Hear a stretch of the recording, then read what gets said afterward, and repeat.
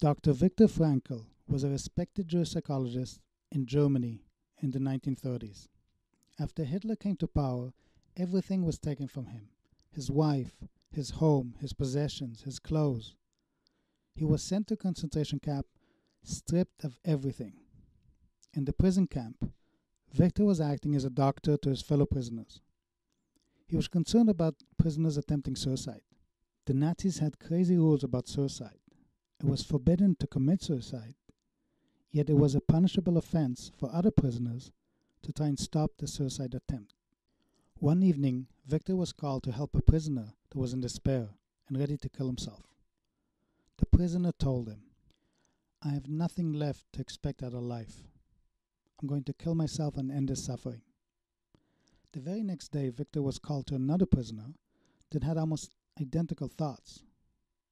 He said, "I have nothing left to get out of life. I want to end it all." Dr. Victor Frankl talked to the first prisoner. "Yes, I understand that you have nothing left to expect out of life. But I ask you this question. What does life still have to expect from you?" This simple question shifted the worldview of the prisoner. "I have a daughter that was taken to America, and I love her more than anything. She's waiting for me, her dad, to come back to her."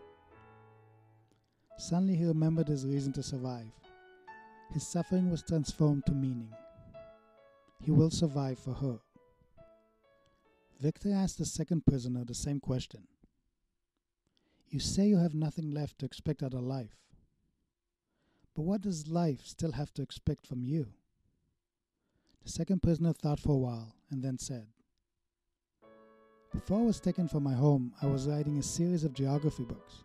I'm the only one that can complete these books." He too suddenly had a reason to live. In both cases, the prisoners found a future life task, a contribution to others, something they needed to do in the future, something that only they can complete. This gave them the will to survive. It gave their life meaning. Dr. Victor Frankl developed a whole theory of psychology called logotherapy, based on his experiences. Now, when I feel bored or down, or when I wonder, what can I get out of life, I remind myself to ask a simple question. What does life still expect out of me? What is my unique contribution to others?